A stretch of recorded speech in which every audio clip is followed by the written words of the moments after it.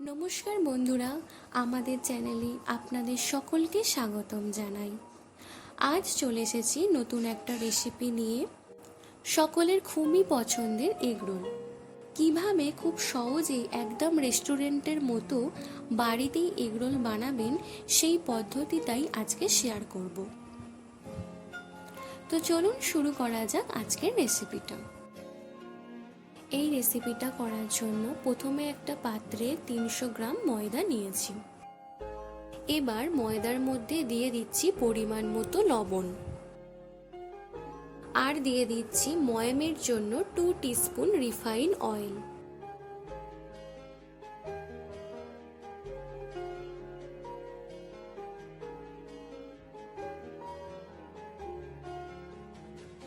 এবার সবকিছু ভালো করে মিশিয়ে নিচ্ছি।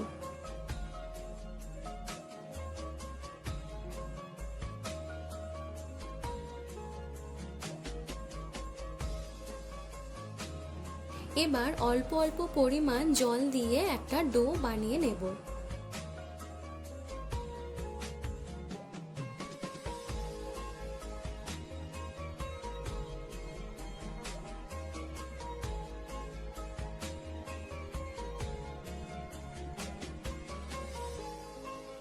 ডোটা খুব বেশি নরম বা খুব বেশি শক্ত করবেন না। ডোটা করা হয়ে গেছে, এবার চাপা দিয়ে আধ ঘন্টার মতো রেখে দেব। একটা বড় শসা, 4টে কাঁচা লঙ্কা, একটা মিডিয়াম সাইজের পেঁয়াজ সরু সরু করে কেটে নেব স্যালাড করার জন্য। শসা, পেঁয়াজ, লঙ্কাগুলোকে আমি এই রকম সরু সরুভাবে কেটে নিয়েছি। আধ ঘন্টা হয়ে গেছে, ময়দার ডোটা চাপা দিয়ে রেখেছিলাম। এবার চাপাটা খুলে নিয়ে ডোটা থেকে লেচিগুলো কেটে নেব। ডোটা থেকে 5টা এরকম সাইজের লেচি করে নিয়েছি। পরোটা করার জন্য আপনারা যেরকম সাইজের লেচিগুলো করেন তার থেকে একটু বড় সাইজের লেচিগুলো করে নিতে হবে। লেচিগুলো হাতের তালুর সাহায্যে একটু হালকা গোল করে নিয়েছি। এবার লেচিগুলোকে বেলে নেব। প্রথমে একটা লেচি নিয়ে লেচিটাকে রিফাইন অয়েল দিয়ে হালকা হাতে বেলে নিতে হবে। খুব বেশি পাতলা বা মোটা বেলবেন না, যেমনভাবে আপনারা সাধারণত রুটি বেলে থাকেন ঠিক সেইভাবেই বেলে নেবেন। আপনারা চাইলে এখানে রিফাইন অয়েলের পরিবর্তে ময়দা দিয়েও বেলে নিতে পারেন। আপনাদের যেটা সুবিধা মনে হবে সেটা দিয়েই বেলে নেবেন। ঠিক এইভাবেই বাকি লেচিগুলোকেও বেলে নেব। এবার গ্যাসের ওপর একটা চাটু বসিয়ে প্রথমে চাটুটাকে হাই ফ্লেমে একটু গরম করে নিতে হবে। এরপর মিডিয়াম ফ্লেমে ওই চাটুটার ওপর একটা রুটি দিয়ে রুটিটাকে সেঁকে নেব।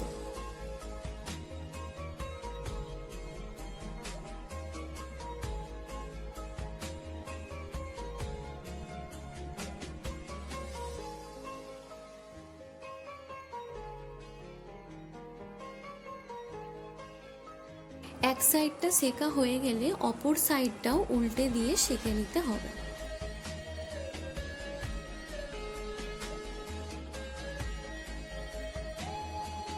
এইভাবে উল্টে পাল্টে সমস্ত রুটিগুলো সেঁকে নিতে হবে।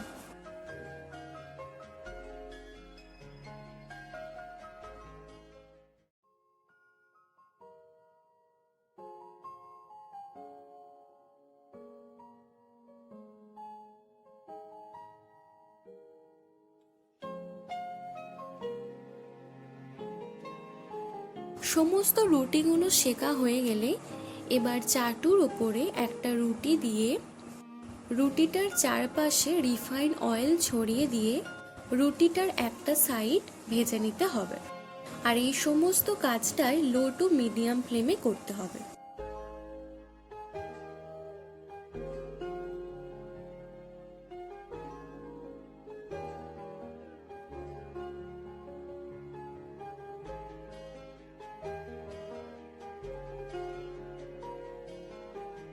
ঠিক এই সেম প্রসেস ব্যবহার করে বাকি রুটিগুলোর একটা সাইড ভেজে নেব।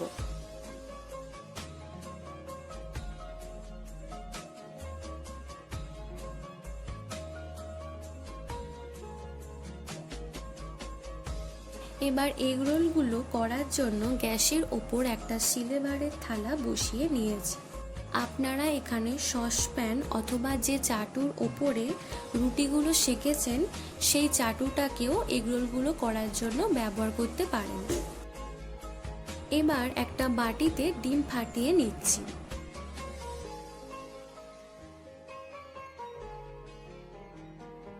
এবার ওই ডিমের মধ্যে দিয়ে দিচ্ছি পরিমাণ মতো লবণ। এবার ডিমটাকে একটা ফর্কের সাহায্যে ভালোভাবে মিশিয়ে নিচ্ছি। আপনারা চাইলে সামান্য পরিমাণ গোলমরিচ গুঁড়োও দিতে পারেন। থালাটা গরম হয়ে গেছে, এবার এর মধ্যে দিয়ে দিচ্ছি পরিমাণ মতো রিফাইন অয়েল। খুন্তি দিয়ে রিফাইন অয়েলটাকে থালাটার চারপাশে ভালো করে ছড়িয়ে নিচ্ছি। এরপর ফাটানো ডিমটাকে দিয়ে দিচ্ছি।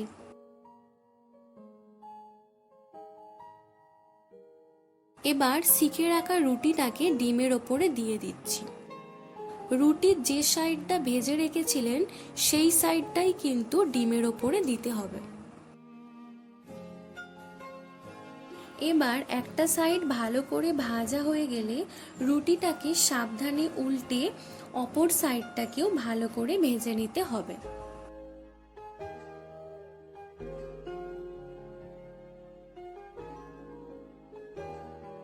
এইভাবে উল্টে পাল্টে দুটো সাইডই ভালো করে ভেজে নিতে হবে, যাতে কোনো জায়গাতেই কাঁচা না থেকে যায়।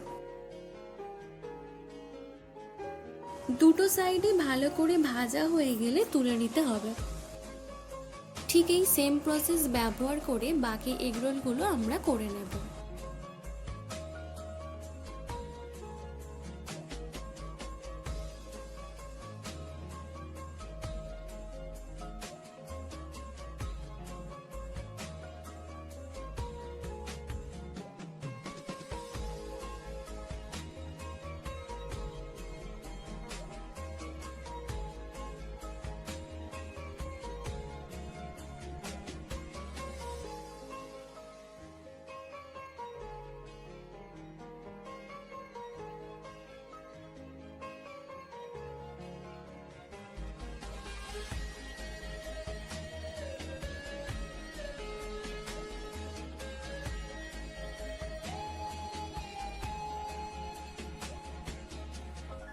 আমাদের সমস্ত এগরোলগুলো ভাজা হয়ে গেছে। এবার একটা থালার মধ্যে প্রথমে একটা এগরোল নিয়ে নেব। এবার ওপর থেকে দিয়ে দিচ্ছি কিছু পরিমাণ শসা কুচি।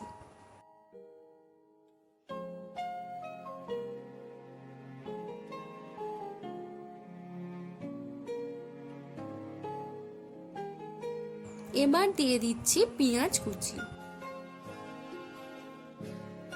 আপনারা চাইলে এই স্যালাডের মধ্যে সরু সরু কুচি করে গাজরও অ্যাড করতে পারেন।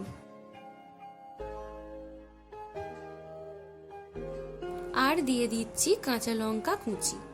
যারা যারা এগরোলের মধ্যে কাঁচা লঙ্কা খেতে পছন্দ করেন না তারা এটা স্কিপ করে যাবেন। এবার ওপর থেকে দিয়ে দিচ্ছি টমেটো সস।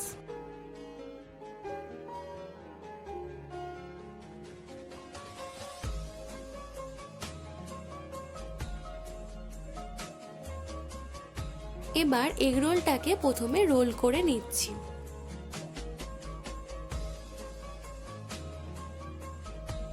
এবার একটা সাদা কাগজ বিছিয়ে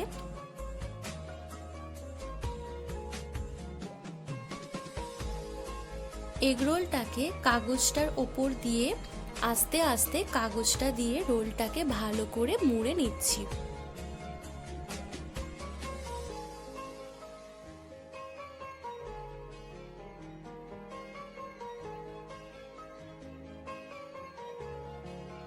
নিচের দিকে অবশিষ্ট কাগজটাকে ভালো করে মুড়ে দিতে হবে। ঠিক এই সেম প্রসেসে বাকি এগরোলগুলোকেও কাগজ দিয়ে আমরা মুড়ে নেব।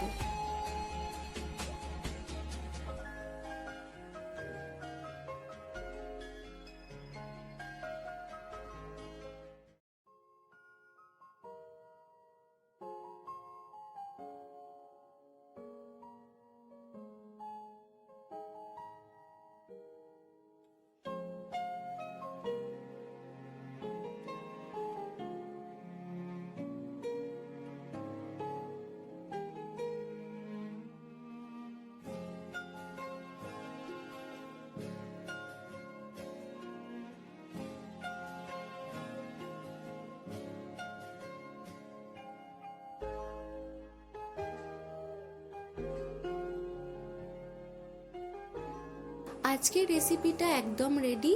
এবার গরম গরম সার্ভ করছি।